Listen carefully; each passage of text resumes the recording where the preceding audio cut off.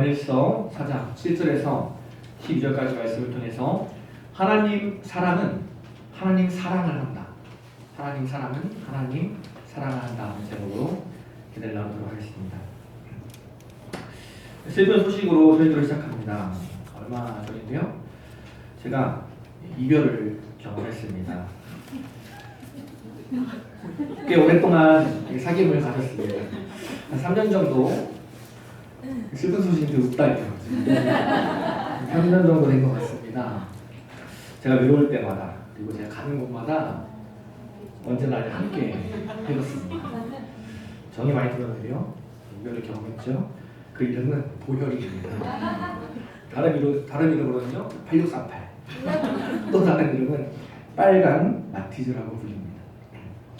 네, 목사님의 은혜로 한 3년간 그 보혈이 8638 빨간 마티즈 잘 타고 다니다가요 다른 사람에게 입양을 보냈습니다. 네, 마지막으로 이제 모든 걸 다 처리하고 이제 업자가 와서 차를 가져가는데요. 뒷모습을 보는데 슬프더라고요. 눈물이 찔립니다. 떠나는 보혈의 뒷모습을 한참 바라봤습니다. 역시 이별은 아픔인가 봅니다. 알겠어요. 그러나 인생이 꼭 이별만 있는 건 아니죠. 이별이 있으면 또 새로운 만남이 있다는 것입니다. 정든 보혈이를 보내고요. 새로운 차를 맞이했습니다. 보신 분도 계실 텐데 흰색 스파크예요. 기종은 같습니다. 옛날에 마티즈가 지금 스파크거든요. 똑같아요. 차를 갖고 제가 제일 가장 먼저 한 일이 있습니다. 뭐냐면 차 이름을 정하는 것이었어요. 그래서 제 사랑하는 청년들에게 공모전을 붙였습니다. 뭐가 좋을지 의견을 좀 내봐. 너희들 젊으니까 머리 좋으니까 의견 좀 내봐. 상품 주겠다. 그랬더니 내는 아이디어가 아프리카, 스리랑카, 치키차카 별의별 의견이 다 나왔습니다. 더 할 수 없어서 여기까지만 썼는데 자기를 차 아니라고 막 그 중에 저의 마음을 사로잡은 여러 가지 이름이 있었는데요. 하나 참 감사한 이름이 하나 있었습니다. 바로 거룩입니다. 거룩. 왜 거룩이냐? 운전할 때 저의 모습을 생각하게 된 거예요. 막 교회 올 때, 집에 갈 때 갑자기 껴드는 차량, 뒤에서 경찰하고 무시하면서 사냥을 키고 경적 울리는 차량, 그런 차량을 보면요 욱 하게 되는 저의 모습을 보게 되는 거죠. 다행인 거는 욱만 한다는 거예요. 뭘 더 하진 않습니다. 아무래도 혼자 운전하다 보니까 이런저런 생각을 많이 하는데 가만히 이제 보니까 걱정을 많이 하더라고요. 지금 누구 만나러 가는데 어떡하지? 오늘 오설교회 잘할 수 있을까? 이런 걱정을 오늘 오면서도 하고 있더라고요. 이런 고민을 하고 있는 저희 모습을 봤습니다. 그래서 더는 안 되겠다. 나만의 이 구별된 이 공간을 하나님이 정말 기뻐하시는 공간으로 만들어야겠다. 아멘. 그래서 이름을요 거룩이로 짓게 되었습니다. 근데 거룩이를 타고 다닌 지 한 3주 정도 되었어요. 재밌는 것은 이름을 이렇게 짓고 나니까요 저도 모르게 계속 의식이 되는 거예요. 이전에는 이제 저의 마음을 알고는 있었지만 그렇게 하면 안 되는데, 그렇게 하면 안 되는데, 걱정하고 고민하면 안 되는 알고는 있었지만 그 마음 자주 놓쳤습니다. 근데 이걸 아예 거룩이로 지어보니까 운전하다가 저의 마음이 이제 다른 길로 빠지려고 할 때 생각이 나는 거예요. 거룩이지, 거룩해야지. 차 이름이 저의 마음을 지켜주었습니다. 물론 항상 성공하지 못합니다. 성공 확률이 한 10% 되는 것 같아요. 근데 감사한 것은 삶의 방향이 점점 조금씩 거룩으로 옮겨가고 있다는 것입니다. 무슨 말을 하는 것일까요? 정체성입니다. 차이를 통해서 내가 어떤 사람인지, 어떻게 살아야 하는지, 내가 무엇을 하는 사람인지 다시 깨닫게 되는 것입니다. 그리스도인도 이 정체성이 중요합니다. 내가 누구니까? 나 그리스도인이구나. 예수님 따라가는 사람이구나. 예수님처럼 살아가는 사람이구나. 그것을 알고 다시 기억할 때 우리 삶의 방향이요, 삶의 방향이 이탈한 상황에서 다시 정주행으로 나아갈 수 있다는 것이에요. 한 목사님의 이야기입니다. 제가 개인적으로 좋아하는 목사님인데요. 어떤 교회의 부목사님으로 계세요. 오랜만에 사역을 오래 하시다 오랜만에 신학대학원 동기들을 만나서 교제를 갖게 되었다고 합니다. 다들 이제 뭐 연차가 좀 있어서 큰 교회 부목사님들로 계셨대요. 아무래도 이제 사역자다 보니까요. 만나도 서로 자기 사역 이야기를 했다고 해요. 다들 이제 하는 말이 사역을 하고 보니까 이거 사역하고 부목사까지 와도 보니까 인맥이 중요하더라. 어떤 분은 물질 무시 못하겠더라. 어떤 분은 또 큰 교회에서 내가 사역하고 보니까 스펙이 정말 중요하더라. 그런 말을 했다는 거예요. 가만히 듣고 있던 제가 아는 목사님이 한마디 했다고 합니다. 그래, 지금 사역 쉽지 않지. 너희들 환경이 어려운 건 내가 알겠다. 그래도 우리가 그리스도인인데 우리의 최우선순위가 예수 그리스도가 되어야지 않겠냐. 십자가 복음이 되어야지 않겠냐. 이렇게 얘기했다는 거죠. 근데 그 말을 들은 다른 목사님들이 이렇게 말합니다. 야, 누구야? 이 목사, 너 아직도 신비한 때처럼 피터팬처럼 살아가고 있구나. 세상을 좀 모르면서 살아가고 있구나. 너 아직도 이렇게 원더랜드를 꿈꾸며 살아가고 있구나 라고 이야기했다는 거예요. 굉장히 가슴 아파하면서 그 이야기를 하셨어요. 사람, 그 분들이 하는 말은 대체 무슨 이야기입니까? 그렇게 해서는 안 된다는 거예요. 세상도 좀 알고 타협도 좀 하고 그렇게 살아야지.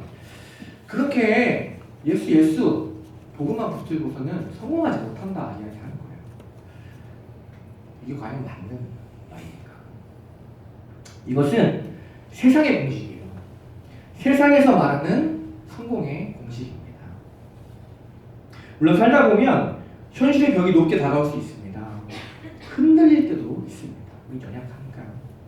그래도 그 그리스도인이라는 이름의 뜻을 안다면 내가 잠깐 방황했구나. 내가 실수했구나. 다시 돌아올 수 있어야죠. 실수를 인정하고 다시 주님을 붙들어야죠. 그런데요, 그분들은 그러지 않았다는 거예요. 세상과 타협해 버렸습니다. 그들의 정체성은 무엇입니까?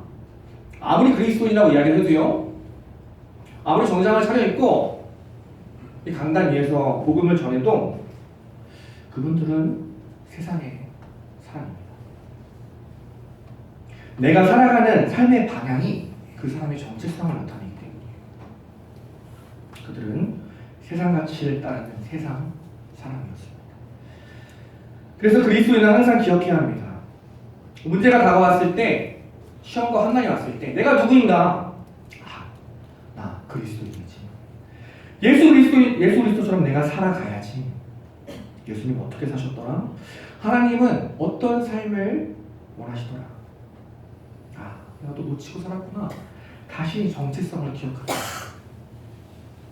이 정체성을 알면요, 넘어져도 다시 일어설 수 있어요.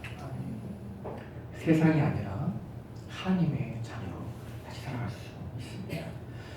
오늘 이 본문, 우리가 너무나 잘 알고 익숙한 본문입니다. 오늘 본문 우리에게 정체성에 대해서 이야기하고 있어요. 오늘 본문 7절, 8절입니다. 같이 읽어보겠습니다. 7절, 8절입니다. 시작. 사랑하는 자마다 우리가 서로 사랑하자. 사랑은 하나님께 속하는 것이니 사랑하는 자마다 하나님으로부터 나서 하나님을 알고 하나님을 아니하는 자는 하나님을 알지 못하니 이는 하나님은 사랑이시라. 한마디로 말하면 무엇입니까? 하나님의 사랑은 사랑하는 사랑이라는 거예요. 그런데 그냥 사랑이 아닙니다. 세상에서 말하는 사랑이 아니에요. 사랑은 교회에서만 말하지 않죠. 세상에서도 이야기하고요, 텔레비전에서 이야기합니다. 그 사랑, 과연 오늘 성경에서 말하는 사랑이 그런 사랑인가? 아니라는 거예요.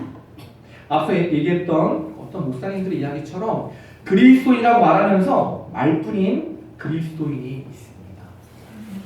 그런데 마찬가지로 사랑한다고 하면서도 말뿐인 사랑도 있다는 것이에요. 그것은 하나님 사랑이 아닙니다. 바로 세상 사랑입니다. 내가 하나님의 사람인가, 세상에 속한 사람인가 알기 위해서는요, 오늘 본문처럼 딱 한 가지만을 점검하면 돼요. 내가 지금 어떤 사랑을 하고 있는가? 내 안에 있는 사랑은 어디에 속한 사람인가? 하나님의 사랑은 하나님의 사랑을 합니다. 세상 사람은요, 세상 사람은 세상의 사람을 하며 살아갑니다. 살아가는 방향이 그 사람의 정체성을 나타내기 때문입니다. 우리가 오늘 알아야 할 한 가지 사랑, 바로 하나님의 사랑이 뭐냐? 우리가 해야 할 사랑이 뭐냐? 딱 한 가지, 바로 주는 사랑입니다. 오늘 본문 10절이에요. 제가 읽겠습니다. 사랑은 여기 있으니 우리가 하나님을 사랑한 것이 아니요 하나님이 우리를 사랑하사 우리를 속하기 위하여 화목제물로 그 아들을 보내셨습니다. 우리가 하나님을 사랑한 것이 아니에요. 하나님이 우리를 사랑하셨습니다. 사랑을 말해서 사랑했나요? 그렇지 않습니다. 죽을 수밖에 없는 죄인인데 먼저 사랑하신 거예요. 하나님의 사랑은 주는 사랑입니다. 대가를 바라지 않는 사랑이에요. 그냥 거저 주는 사랑입니다. 그러나 세상 사랑은 다릅니다. 세상에서는요, 받는 사랑을 이야기해요. 어떻게 해서든 사랑을 더 받고 살아가라고 이야기합니다. 어떤 마을에 귀엽고 사랑스러운 한 아이가 태어났습니다. 어느 날 이제 백발 노인이요, 산모가 나타났어요. 그리고 그 아이를 위해 내가 소원을 들어주겠다 이야기를 한 거죠. 어머니가 망설임 없이 소원을 얘기합니다. 이 아이가 모든 이에게 사랑받는 아이가 되게 해주십시오. 그 아이는요, 어머니의 소망대로 모든 사람의 사랑을 받으며 귀하게 자랐다고 합니다. 그런데요, 그 아이는 그 받는 사랑에만 익숙한 나머지 작은 일 하나에도 사람의 도움을 필요로 하며 살아가는 것이에요. 결국 그의 삶은요, 점차 비참해지고 황폐하게 변해갔습니다. 자기만 아는 이기적인 사람, 이웃을 알지 못하는 그런 사람으로 변해갔어요. 어느 날에 이거 예전에 백발노인이 다시 나타나는 거죠. 그리고 너의 소원이 또 있느냐? 묻게 된 거예요. 거의 폐인이 되다시피 한 그가 말했습니다. 이제는 사랑 받기보다 사랑을 베풀 줄 아는 사람 되게 해주십시오. 받기만 하는 사랑에는 만족과 기쁨이 없습니다. 사랑은 이야기해요. 조금 더 사랑받아야 되지 않니? 조금만 더 이것까지만 사랑받고 그 다음에 사랑하면 되지 않니? 하지만요, 우리는 받으면 받을수록 더 많은 사랑을 원하게 된다는 것입니다. 사랑에 대한 갈증만 더 커지게 돼서 결과적으로 갈등과 고통과 남게 됩니다. 이 세상이 그렇다는 거예요. 더 많이 받겠다는 사람들, 더 많이 사랑받겠다는 사람들이 모여서 서로를 미워하며 살아갑니다. 전쟁터처럼 살아갑니다. 오늘날 많은 부부들이 갈등하고 이혼하는 이유가 무엇입니까? 사랑을 주기보다는 받기 원하기 때문입니다. 반면에 하나님의 사랑, 주는 사랑은요, 무조건적인 사랑입니다.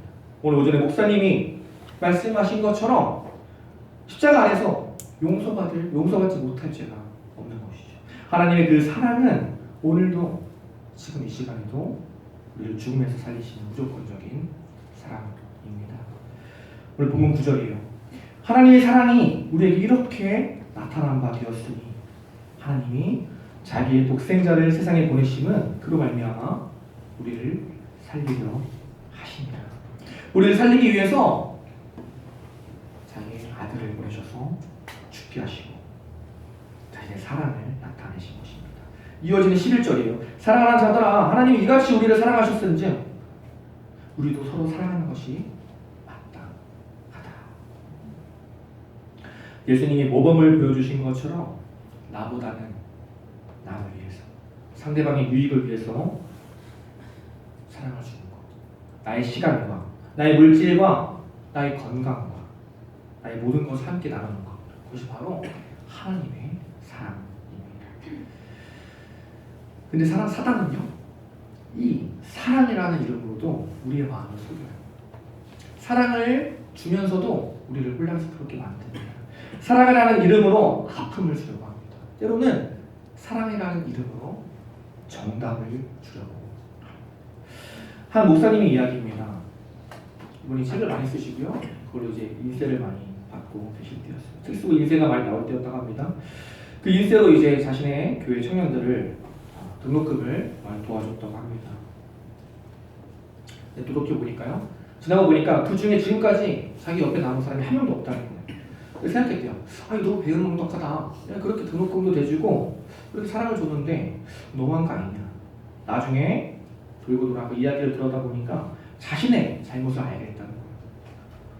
돌이켜보니까 도와주고 그걸로 끝냈어야 되는데 기분 나쁘게 숨기하고 너 그러면 안 된다. 너 공부 열심히 해야지. 너 삶의 태도를 고쳐야지. 정답을 주고 잘난 척했다는 거예요. 그들도 자신이 목사님께 도움받은 것은 인정한다는 거예요. 그런데 고마워하지 않았다는 것이죠. 그래서 초라한 과거 자신의 그 모습을 아는 사람과 장소를 떠나 버렸다고 합니다. 왜 이런 일이 벌어졌습니까? 온전히 주는 사랑을 하지 못했기. 사랑을 줄 때 명심할 것이 있어요. 90%? 99%? 아니에요. 100%를 줘야 합니다. 째짜게 주는 것이 아니에요. 주고 나서 아까워해서도 안 되는 것입니다. 하나님의 사랑은 아낌없이 주는 사랑이기 때문에 계산하지 않는 압도적인 사랑이 바로 하나님의 사랑입니다. 거루기를 모시고요. 제가 이제 새 차를 타고 다니면서 차에 대한 관심이 많이 늘어났어요. 그래서 새 차는 어떻게 하지? 이렇게 영상을 찾다가 고압 세척기의 위력이라는 영상을 보게 됐습니다. 세차를 하는데 고압 세척기로 이렇게 막 세차를 하는 거예요. 근데 막 엄청 막 더러운 차인데 그 고압 세척기로 세차를 하니까 모든 그 물줄기가 덕지덕지 묻은 때를 다 벗겨내는 것입니다. 영상을 보는데요. 속이 시원한 거예요. 압도적인 그 수압이 저에게 시원함을 줬습니다. 하나님의 사랑도 이렇다는 것이에요. 우리는 세상은 기브 앤 테이크 주고받는 것에 너무 익숙합니다. 내가 그럼 당연히 사랑 주는 거 아니지. 근데 내가 99%까지 줬는데 1%는 나에게 해줘야 되는 거 아닌가? 우리는요 계속 받으려고만 한다는 것입니다.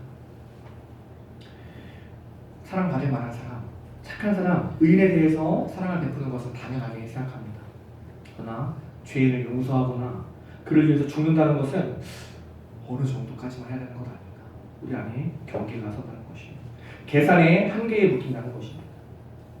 어느 농부의 이야기입니다. 밤 늦게까지 자기 논에 물을 댔어요. 농사를 짓기 위해서죠. 논농사는 물 대는 것이 생명이기 때문입니다. 근데 아침에 가보니까 그 논에 물이 다 빠져버린 거예요. 알고 봤더니 옆 논의 주인이 도랑을 터서 물을 다 뺏어 가는 것입니다. 화가 났어요. 근데 그리스도인이랑 참았습니다. 지난주 전도사님 말씀을 기억한 거죠. 주는 사랑 해야 되는 거예요. 그리고 다시 자기 논에 물을 댔습니다. 다음 날도 같은 일이 반복되었죠. 또 참았습니다. 용서했습니다. 70번씩 7번째 용서하는 심정으로 화를 못 누르고 참고 용서했다고 해요. 근데 마음에 평화가 없었대요. 기쁨이 없었대요. 말씀대로 순종했는데 계속 불편한 거죠. 그래서 기도합니다. 하나님 말씀대로 했는데 왜 평화가 없습니까? 말씀대로 용서했는데 사랑했는데 왜 평화가 없습니까? 마음속에 하나님의 음성이 감동이 위험한 것이죠. 누구야? 너 논이 아니라 옆 논에 먼저 물을 대어줘라. 그 논에 직접 물을 드리기까지는 참을 기쁨이 없을 거라 된다는 겁니다. 화를 참고 용서하는 것만 해도 대단하죠.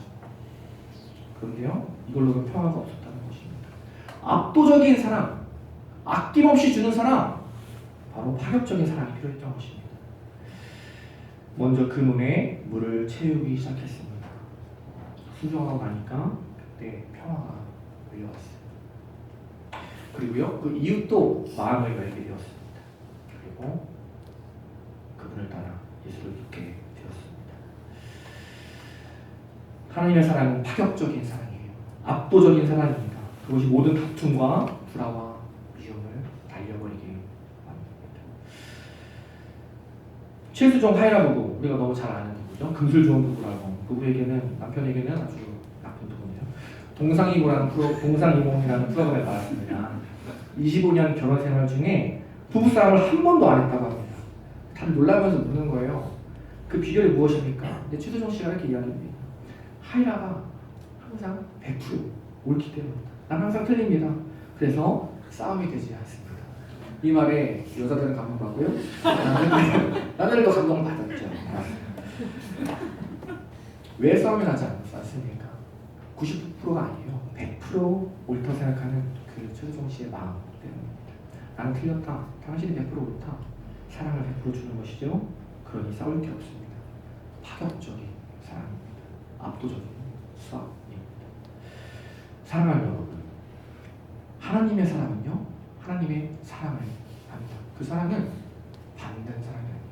주는 사랑입니다. 어디까지 줍니까?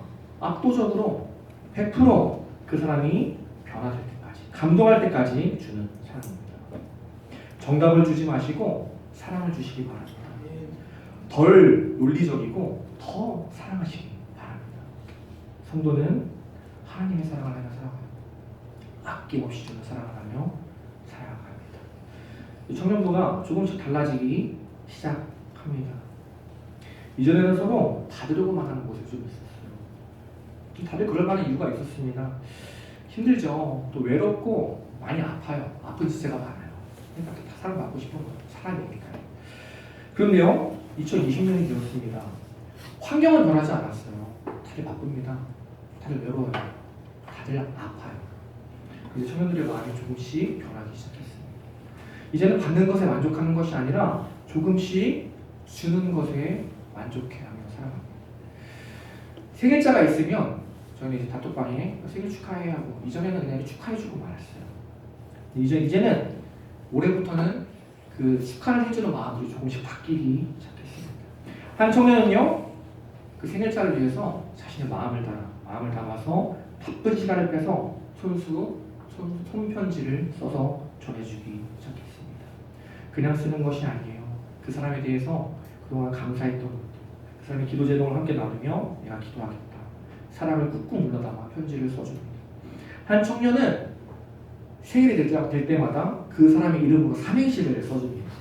근데 그냥 삼행시가 아니고요, 진짜 그 사람을 정말 사랑하는 마음, 자신의 모든 열심을 다해서 몇 날 며칠을 고민하고 삼행시를 올립니다. 참 대단한 아이예요. 이전에는요, 생일이 되면 무엇을 받을까 고민했습니다. 이제는 생일이 되면 무엇을 줄까 고민하는 공동체가 되었습니다. 하나님의 사랑은 주는 사랑이기 때문입니다. 수영기도팀이 세워졌습니다. 오늘도 오전에 보셨나요? 10시 40분이 되면요, 촤촤촤촤 소리가 들려요. 앞에서 목사님도 막 기도하시고요, 이제 성도들을 위해서, 성령을 위해서 같이 기도하는 거죠. 여러분, 근데 내가 더 기도받고 싶지 누가 더 기도하고 싶겠습니까? 먼저 기도받고 싶다고, 다 내 기도 응답받고 싶다. 그런데 그렇게 하는 이유가 무엇입니까? 하나님의 사랑을 받아야 돼요. 그리스도인이기 때문입니다. 내가 먼저 사랑 주고 내가 먼저 기도할 때 그걸 통해서 하나님께서 역사하시고 우리 안에 풍성한 사랑으로 채워주시기 때문이에요. 구역 모임도 마찬가지입니다. 삶을 나눌 때 다들 내 이야기 나누고 싶겠죠. 누가 남 이야기 듣고 싶을까? 그럼에도 불구하고 남의 이야기 먼저 듣고 남에게 사랑 주는 이유, 기도해 주는 이유, 그것이 바로 하나님이 우리에게 보여주신 사랑이기 때문입니다. 받는 사랑이 아니라 주는 사랑을 할 때 우리는 하나님을 알게 됩니다. 받는 사랑이 아니라 주는 사랑을 할 때 하나님이 우리 안에 거하십니다. 사랑할 수 있게 우리를 도와가십니다. 받는 사랑 아니라 주는 사랑할 때 하나님의 사랑이 우리 안에 온전히 이루어집니다. 하나님을 더 사랑하게 됩니다. 결국 신앙생활은요, 매일의 삶 속에서 나는 주는 사람이구나 라고 고백하며 살아가는 것이요, 받는 것이 아니라 주는 사람, 그것이 세상과는 다른 그리스도인의 삶입니다. 말씀을 정리합니다. 무늬만 그리스도인들이 있습니다. 나는 그리스도인이라 이야기하지만 삶의 방향은 세상을 쫓는 사람입니다. 사랑도 마찬가지입니다. 열심히 사랑한다 하지만 사랑 주기보다 받으려고만 하는 사람이 있습니다. 세상 사랑은 세상 사랑을 합니다. 그 사랑은요, 받기만을 원하는 사랑입니다. 반면 하나님의 사랑은 하나님의 사랑을 합니다. 하나님의 사랑은 내가 먼저 주는 사랑입니다. 2020년 더욱 사랑하는 우리가 되길 소망합니다. 받는 사랑을 넘어서 주는 사랑으로 살아가는 저와 여러분 되길 소망합니다. 우리 교회가 사랑의 교회죠. 제가 제 차 얘기하면 더 차를 계약할 때 직업을 써야 되더라고요. 제가 사랑의 교회 전도사라고 썼어요. 그랬더니 그 딜러분이 갑자기 눈빛이 달라졌습니다. 그리스도인이었던 것 같아요. 그리고 사랑의 교회가 어떤 교회였는지 알았거든요. 감사드리죠. 저는 우리 교회 이름을 너무 좋아합니다. 사랑의 교회, 이만한 이름이 또 있을까요? 그리스도인에게 세상과 구별되는 가장 큰 가치가 바로 사랑입니다. 교회가 세상과 다른 이유는요, 바로 사랑입니다. 받는 사랑이 아니라 주는 사랑으로 그렇게 더욱더 한 몸됨을 이루어 나가는 우리 사랑의 교회 되기를 소망합니다. 기도하겠습니다. 하나님.